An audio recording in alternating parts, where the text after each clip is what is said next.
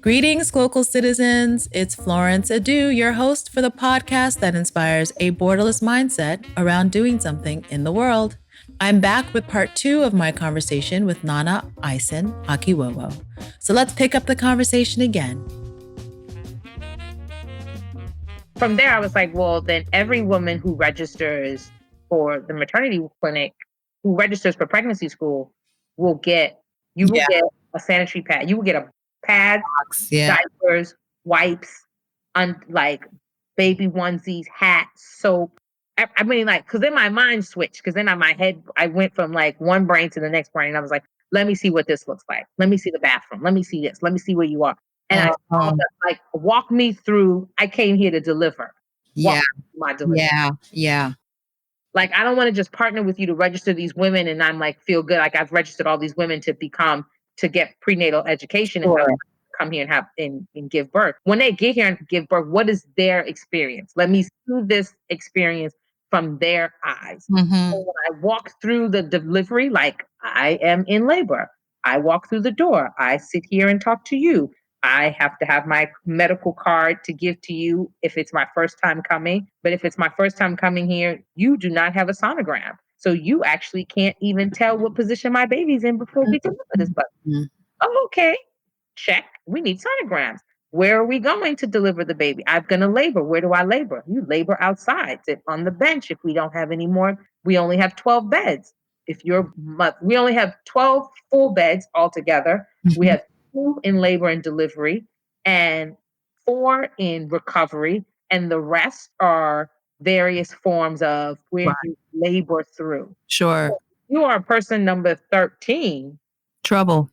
You are going to sit outside on this hot bench and labor on this bench until it's your turn and we can rotate her out and you in and vice versa. So from that perspective, you see the clinic completely different. Right. Now I've labored. I need to go pee. Where do I go? I've never peed at a hospital. I've never had to pee at the hospital. Yeah. I function in a way in which I don't pee in Ghana. I don't pee in Ghana. Outside of your home. Yeah. Outside of my home. Mm-hmm. I'm not just randomly going to a restaurant to go use the bathroom. Right. So it's not even something in my mental that I think about. Mm-hmm.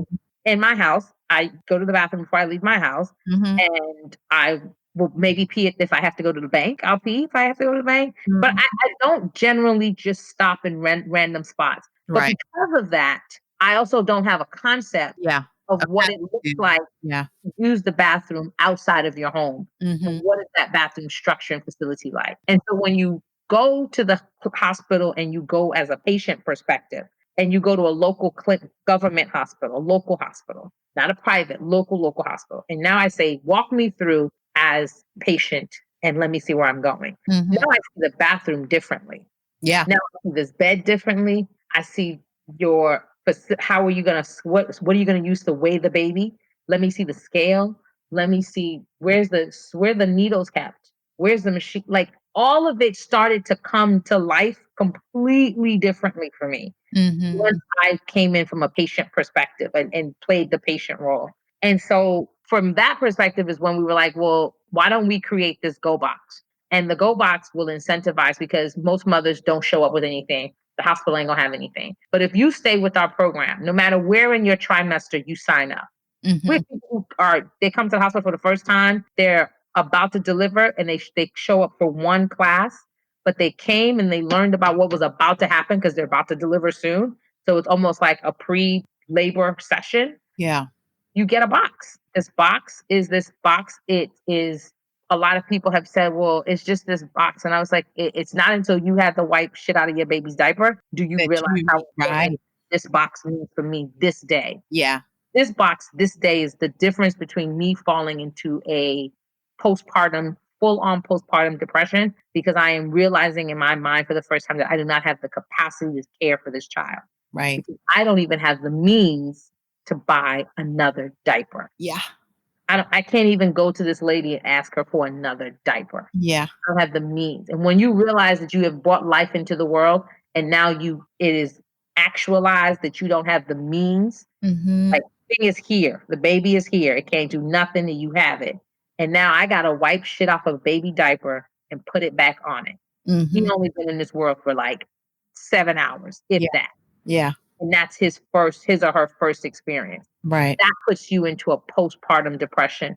That is something that we also don't talk about in our culture. Yes. We don't talk about the afterbirth, Mhm. how women deal and heal. Mhm. So the box may be just enough for her to function today, tomorrow, maybe for 5 days. Yeah. That is 5 days where this simple shit is not what I'm thinking about. Sure.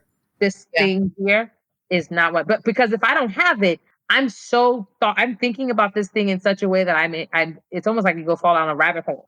Like you can't Yeah. You just keep, like yeah. I can't even afford this basic. Yeah. How am I going to afford school fees? Then Yeah. your mind automatically jumps from Like that's everything. Right. everything. How am Yeah. I going to feed him? How am I going to do this? And then you become depressed. And then the mother is no longer good and able Yes. to be present and care for her child and her family and herself the way she should be. Right. But if I give you this box and the joy that we've watched women be like, may God bless you. And I Mhm. mean, I appreciate the blessing. Not that I don't need it. I always take a blessing. Yeah. But, that's the ultimate thank you in Sure. our culture. Yeah. Women show. Yeah. And watching women cry and be like, I didn't have anything. Yeah. I was just sitting here. I've been wearing the same sanitary diaper, the same sanitary pad they gave me. And now you've given me open this box. I have a whole 32 pack of sanitary pads. Right.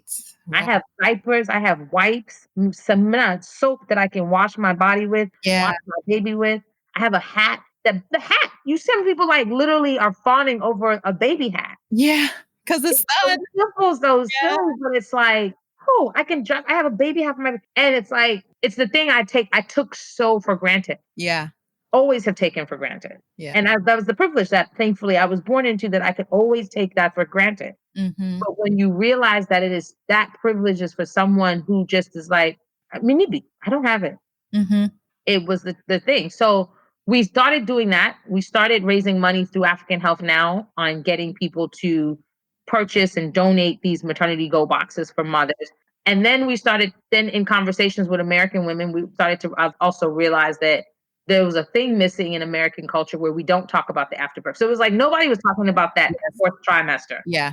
afterbirth period. So that's the fourth phase. Yeah. Okay. So that fourth trimester, nobody anywhere, it felt like nobody wanted to talk about it. It was just like, I had a baby. Yay. In Ghana, we were like, you had a baby, now good luck. In Right. America, it's like you have a baby and it's all about the baby. And the mom is like, I have a tear from my vagina to my asshole. Nobody's gonna talk about it. Everybody's Yeah. like it doesn't exist. Right. I don't have anyone to talk about it to either. So we wanted to so in an effort to kind of figure out how do we connect, like the one thing women share, one of the things that women share globally is motherhood. Yes. That either the decision to either enter into it or the fact that you are in it or that process of being part of that community. And so through motherhood, we were just like, well, the thing that connects them all is this. Mhm. And women in America are not talking about the fourth trimester. No. Women in Africa don't have the means to deal with their lives during any of the trimesters, a lot of them.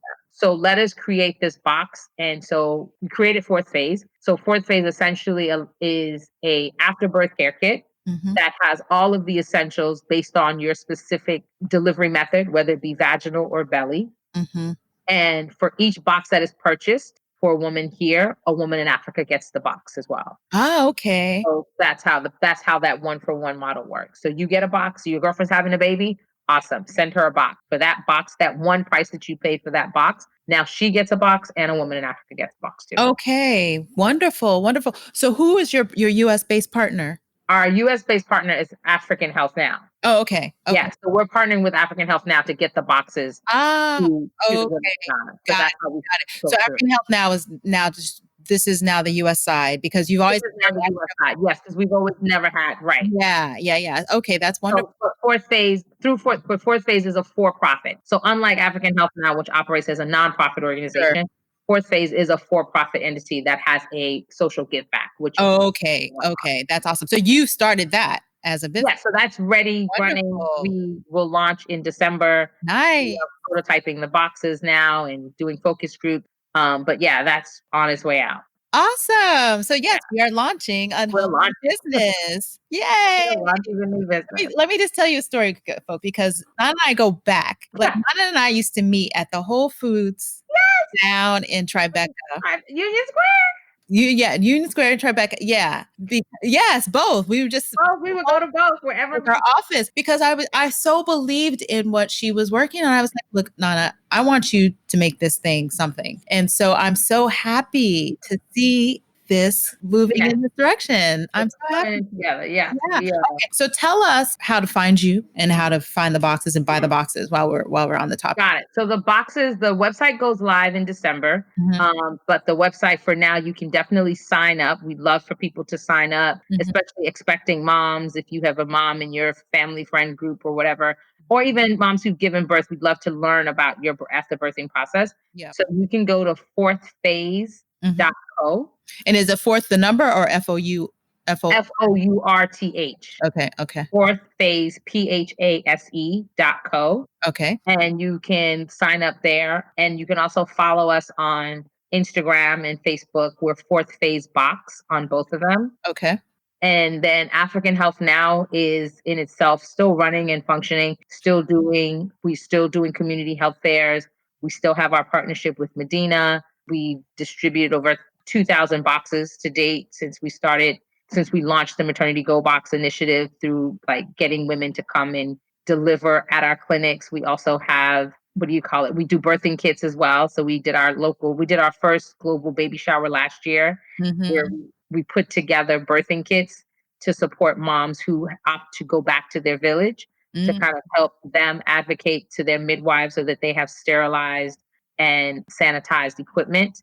So in that has like umbilical cord. It has an umbilical cord clamp. It has a number 10 surgical blade to cut the umbilical cord. Wow. It has gauze. It has alcohol wipes. It has gloves in there. And it also has a plastic tarp. And it all comes in this handy like Ziploc bag. So once all of that's done, you take all of it, put it in, dispose of it, so that the midwife, because what we were learning was that a lot of midwives just didn't have the equipment, but they were still delivering babies. And so, it was that old school, I got one blade, maybe two blades. I light that blade on fire and that kills the germ. I pour alcohol on it or pour some type of 100 proof vodka on top of it. And then you go to work. And it's very, very, I don't want to say archaic. That's not the word I'm looking for. It's very, very old. Basic. Yeah. It is an old, antiquated way of doing anything, like super, super, super before time antiquated way of doing things. But for a lot of people, it was the way they had to do things and what they had access to. Sure. And for people, because that's what they had access to, it inevitably was the way in which they ended up delivering. And so for us, being able to create the birthing kit allowed for mothers to advocate for some level of sanity and sanitization for their delivery. And so each mom that made the choice to deliver back in their village, we'd also give them a kit. So, and we did that in Nigeria. I think we gave about 500 kits in Nigeria to mothers in the kind of northern region who were delivering at home with the community health worker versus coming to the hospital. Okay. So what is so your number 500, and we know the need is huge. So what is your vision? Like what are you seeing in terms of being able to reach people? Like how are you seeing yourself moving in that direction in terms of expanding your scope? You have the fourth phase, which is here. So have you projected how many boxes you think you'll be able to sell this coming year? Like, so what are the numbers? And our goal is that if we can get to 30,000, that would allow us to 15,000 boxes sold allows us to actually impact 30,000 mothers. Yeah. In Ghana. Nice.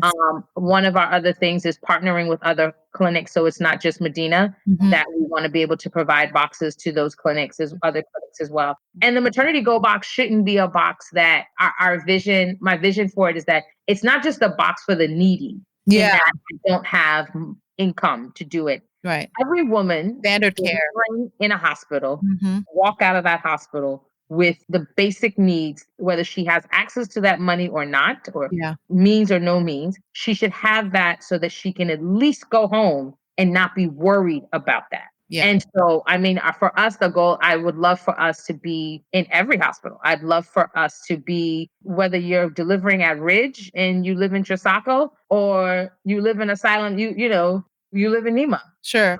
Wherever it is you live, you have the right, you've delivered, you have the right to go home with ample sanitary pads to get you through the night to next day, diapers, wipe, basics. It's like a starter kit. Yeah. It is a basic mommy starter kit that every woman deserves to have. So we're working towards is to be able to, even through fourth phase or just through the work we're doing with African Health Now, being able to supply that and create that need. Mm-hmm. And then the same thing for mothers here is that, in the US, I shouldn't have to, it's not going to be, it's usually not on my baby registry. And if it is, they usually don't buy it. People buy me all the cute shit for your baby. They just want to buy you Sure. So no one thinks about the mother. So we want to just change the culture and the way in which people talk about birth, and really talk about that afterbirth process. You bring up an interesting idea about registry. So here's just an idea is, a lot of people, wherever people register, Target, Babies R Us, whatever, those are your partners. Those are my partners. Yeah. Yes, we are definitely working on that so that we can, by the time we launch in December, we want to be able to be connected with the registry so that when you go to register, the box is something that you can put on your registry. Yeah, exactly. Yeah, sure. Nice. Definitely, for sure. Because right now we have 2 boxes. Next year, the goal is to come out with to launch our other 2 boxes, which we have a vaginal and a belly now. Mm-hmm. We're looking at a healing box because there's been a large number of, unfortunately, moms who have lost their babies during the final trimester, so late-term miscarriages. Yeah. That mother still has to go through the process. Yes. Still is going through because oftentimes she delivers a baby. Yeah. And so being able to provide that both an emotional and a physical healing box for her. Yeah. Also, since the pandemic, a lot more women have chosen to deliver at home. Right. And so being able to also, we're looking into the home birth space. So partnering with doulas and midwives, creating an affiliate program. So looking for doulas and midwives who'd love to be involved and work with us. Nice. All of those things are in the work pipeline. Yeah. Nice. So how much, so again, for our listeners, how much is the box? And so now the vaginal box is $150. Okay. And the belly birth box is $160. Okay. Right. All right. Okay. And for each box, a box is given. Okay. So you're buying 2 boxes. It's two for $150. You get in 2 boxes for $150. Yeah, exactly. Which is quite a bargain. Like it sounds like a bargain. Yeah. Because the stuff you get in the box is super great. It has about 9 items, 8 or 9 items in that range from, and they're all the products we feature are all female-led brands. Nice. Right now, 2 of the products are Black women brands. Nice. Honey Pot and Karate. Karate is a Ghanaian brand. It's a shea butter brand. They've got 3 sisters, one of whom is a dermatologist, and they also have a cooperative in Ghana. So they produce they produce the shea butters in Ghana and work with those women there to produce the shea butters. And then Honey Pot is the dope ass Beatrice Dixon, who has this organic plant-based menstrual pad, all things for your vagina, made by the Honey Pot, which is super, we're really excited about that partnership. But even the other brands we have, we're intentional about the brands. There are no big box brands, so you're not going to find, and this is no dig to the big boxes. There's not a dig to the Johnsons in the world, but the intention behind this is partnering with women know women. Yes. I know the vagina because I have one, and I know pregnancy, not because my pregnancy would be like your pregnancy or your pregnancy would be like, or the next person's, but I do know that on base level, this shit's gonna hurt. base level. On base level, I just got base level knowledge that when your perineum tears, that shit hurts. Right. Right. Yeah. And so because of that, we're able to partner with brands that put women first. Yes. And are honest and organic and honest in their storytelling as well, and how they talk about their brands and their brand being very transparent. And so that's why we kind of thought long and hard about the brands that we feature in the box, but we're super excited to get it out there. Nice. Wow. Yeah. I'm just in awe. Wow. So here's another question for you. It's called the mindset hack, which I think dovetails well with where we are. So this is the time when I ask you what's your favorite or innovative mindset hack. So this is one that you can imagine or one that you know of. A mindset hack. So this is how I change my mindset? Or something that has helped you put yourself in a mindset that has changed, productive, transformed. Yes. Okay, I'm gonna be honest and tell you that I am not.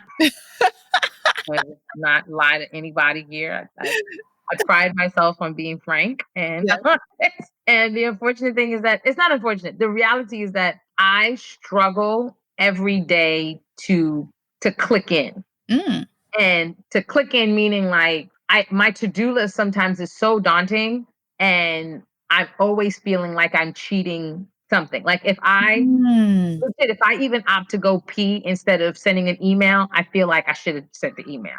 I Wow. always feel like I should have sent the email. Okay. If I play with my daughter 5 minutes too long, I feel like I should be doing work. If I do work 5 minutes past the point and she falls asleep and I walk past her room, I feel like, damn, I missed the whole day. I didn't even get to see her. I didn't get to talk to her. I don't know what she did. And so I am constantly beating myself up. And so I don't know if I have a hack. If one of your readers has a hack to help me, maybe they should hook me up with I got a hack for you. But if you got a hack, somebody with a hack, because I don't have the hack. Yeah. Everybody's like, oh, you should wake up really early. I'm an insomniac, so waking up early, I never went to sleep. Right. I never Yeah.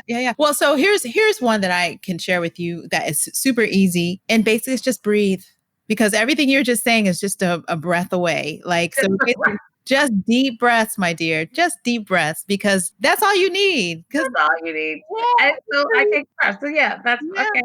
I breathe because I'm still alive. Yeah, just notice it. Like, it's just taking a moment to notice your breath for that moment. And literally it's 5 seconds, 10 seconds, a minute, but try it. I'm gonna give it a shot because because I mean, it sounds like you are super busy, being a mom and running these two awesome enterprises and then full-time job and then, just running a household. So sounds like just breathe, girl. Just breathe. Indeed. Okay. Yeah. So we're getting to, I know your time is precious, so I don't want to take too much more, but I'd like to kind of ask a question that gets into the mindset of you, not just as the worker person, but as the person.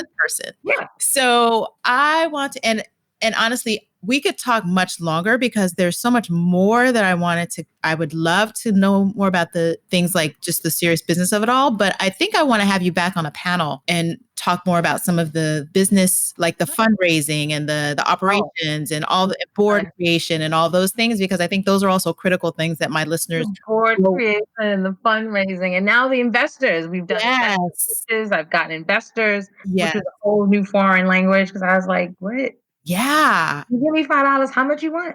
Right. Exactly. Okay. Well, you started it. So I just want to get a sense of this. So just really quickly on the fundraising side of things. Mm-hmm. So how have you gone about funding AHN, number one, as an NGO, and then now the fourth phase? AHN has always been funded by the grace of God and individuals. Yes. And so I have matched donations since inception. Yeah. It cost us for every clinic that we do on our base. And Florence, you've done one with us. So, on the base level, just to make it make sense, you're looking anywhere $5,000 to $10,000 US. Yeah. To make it make sense. And people are like, that's a lot of money. And I'm like, yeah, it costs money. Yeah. These tents don't pull up themselves, they got. Yeah. I don't have a tent factory. I got to get tents from someplace. I had to get the vehicle. I have to get all of the supplies. Like all 320 people that show up, all of them need a Band-Aid. Yeah.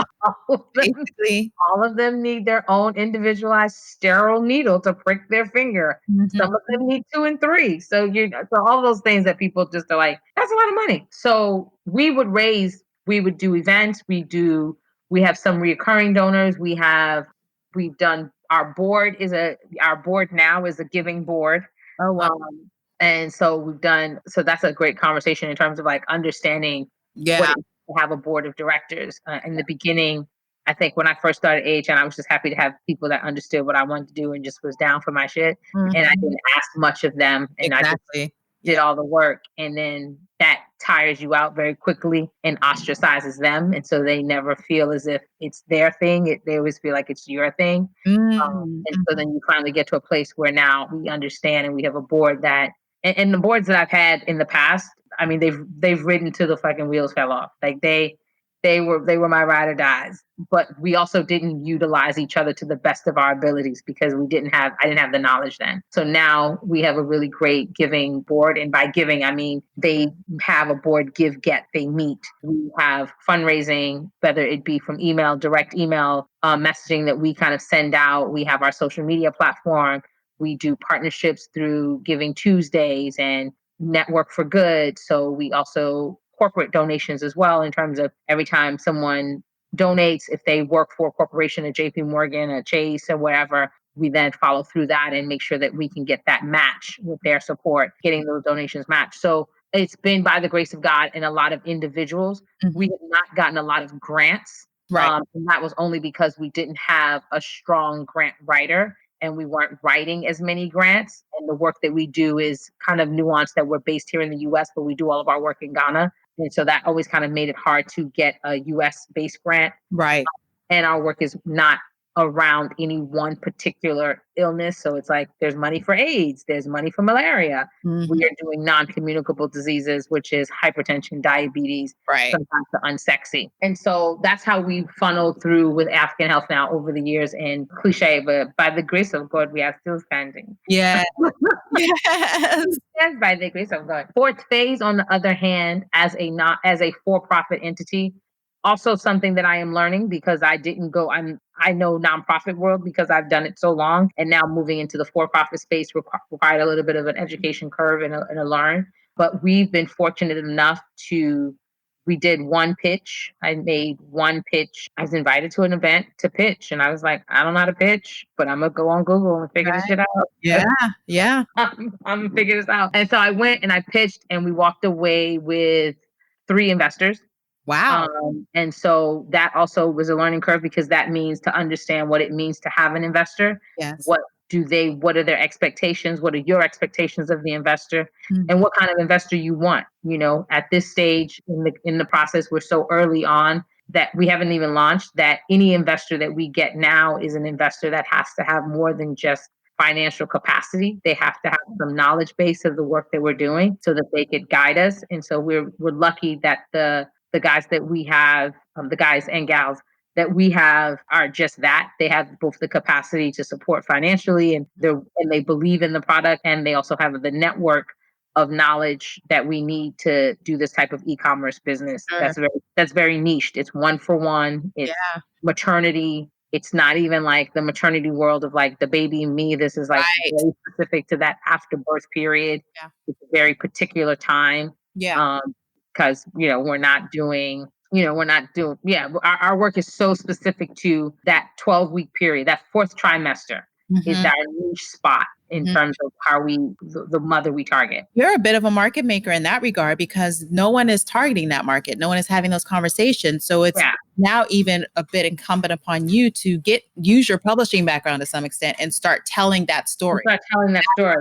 Because that's like the hush hush. We just see, oh, baby's home. And, we've heard a little bit about postpartum and all those things, but it's real. I don't know many women that haven't had emotional issues after birth, and not to mention the physical issues. Like, not to get graphic, but most people won't tell you that you bleed for a long time. You bleed for a long time. Most people don't. I remember after I had a baby, I think there's a website called Madamia. Nigerian girl, Antonia, she came to my house to do an interview, and she asked me a question, and she was like, well, I wasn't expecting that.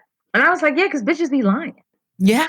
Not telling you the truth about labor and delivery and the next day. Sure. Everybody don't have a snapback. Everybody doesn't have an easy, I just pushed and it was just, oh my God, it was amazing. No, some people really struggle with that. Some people struggle with the lactation. Like, you know what it feels like to have like, this person is like gnawing at your nipples and he or she can't get any milk, and you're frustrated and crying, or you've had a belly birth and you had this incision across your bottom of your abdomen. It's like so many things that no one tells you. How do I care for my incision? Is the scar going to stay long? If I have a tear, what does it mean that I have a tear? What does it feel like to pee? Oh my God, can I go to the bathroom? Yes. This is why you're constipated. This is why they want me to take a laxative. Like all of these things that I'm thankful my mom moved in for a year. Right. Moved with us for a year because she was my encyclopedia. I didn't have to talk to my girlfriends and ask them so they could be like, I don't know what you're talking about. I felt like all my girlfriends were having this like they were having babies in a daisy or something. It was so beautiful, so beautiful. I was like, are we not having the same babies? Right. Baby? Yeah. Why is my baby nuts? But it's like this whole private thing, which starts from the point that women's reproductive life starts. Because menstruation, it's just like this, like, oh, don't talk about it, and don't talk about this, and it has to stop. Hide it. I'm not hiding anything. My shit hurts. I'm like, hurt. Yeah. Right. Or like, don't tell your husband. I remember there was one of my aunties, I remember what it was that I needed. Oh, I was on the toilet. It's very graphic. Sorry, listeners. It was on the toilet. I was sitting on the toilet. I just peed. But peeing after a vaginal delivery is like different. Fire. Yeah. It's fire. Yeah. Fire. And I didn't know where my peri bottle was. Yes. So peri bottle is this squishy bottle that you use because after you have a vaginal birth, the last thing you want to do is put Charmin, Scott's, or anything on your vagina. So you have to squish this bottle to clean it. And I called Aki, and my aunt was like, you don't call him and have him come in here and see you like this. I was like, see me like what? Like having delivered his child? Like laying up in his, I was like, I went, my aunt, I felt so bad afterwards. I went, I got graphic. I was like, oh, I could call him when he wanted some. When she was like,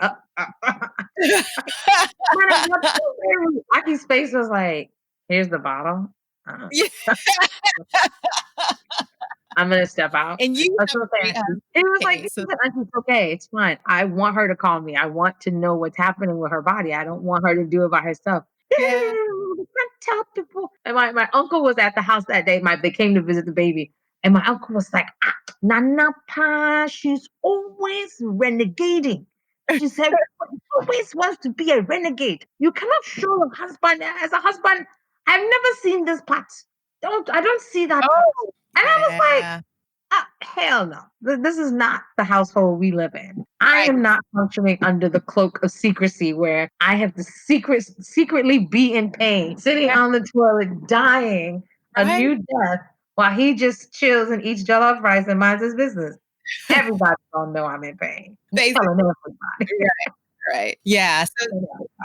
So that, and that's what we're talking about. So again, it's so awesome. Okay. So outside of work, I always like to ask, so are you a reader, a listener, or a watcher? A watcher. Okay. So what are you watching these days? P-Valley. You call it? P-Valley. It's called P-Valley. P-Valley. The show is called P-Valley. It's Pussy Valley. I watch Pussy Valley. Okay. So what is it on? Where can we watch it? It's on Stars. It is so bananas good that I just love it. And I think the lead guy is Ghanaian. Really? I saw his name. His last name is Anand. And I was like, I think he's Ghanaian. He looks super Ghanaian. I think he's Ghanaian. I don't know his name. But the show is called P-Valley. It comes on Stars. And it is about a strip club in Chatta something, Mississippi. Some like backyard town in Mississippi. But it touches on so many amazing things. And apparently it was a off-Broadway play that got turned into a show. But it touches on race. It touches on economic development and community development. It touches on culture. It touches on sexuality. It like across the gamut. Never have I seen a show that was it's just so bad, it's so good. But it's not bad. No, like it's horrible. It's not even bad acting. It's really good acting. The content, my husband thinks I'm crazy. He's like, are you seriously watching this? I was like, yo, and the first season ended last Sunday. So this is the first season. It was the first season. Okay. And I was hooked. I was just hooked. I was just hooked. He does look Ghanaian. I think he is. What's his first name? His name is Nico Anand. Nico Anand. Yeah. And I was like, I feel like Nico's parents are Ghanaian. I feel like Nico is Ghanaian. So if Nico Anand is on here, Uncle Clifford is Ghanaian. Right. He plays the dude named Uncle Clifford, which I think is just so amazing because he plays is it cross-dressing? I don't know the appropriate term. Yeah. Is it cross-dressing? cross-dressing queen. Drag kind of, but he's a man and he identifies as a man. I should say, identifies as a man, dresses as a woman, but is still masculine and strong, yet feminine and supportive and nurturing. It is a duality that exists in his character that is so beautiful. I had never heard of this, and I'm gonna check it out. P Valley is the shit. This is my kind of show. P Valley is the shit. So I have been watching P Valley. That's what I watch. I watch P Valley. Okay, that's my shit. So his name is Nathaniel Nico Anand. Okay, I feel like Nathaniel is Ghanaian. I think he is. So we're gonna find out. I'll put that in the find him if you can get. I don't even know if he makes sense for this podcast, but if you get him, I'm so. I feel like I want to be friends with him. I love Uncle Clifford. I love that. Yeah, New York is definitely in his story because he went to Purchase College.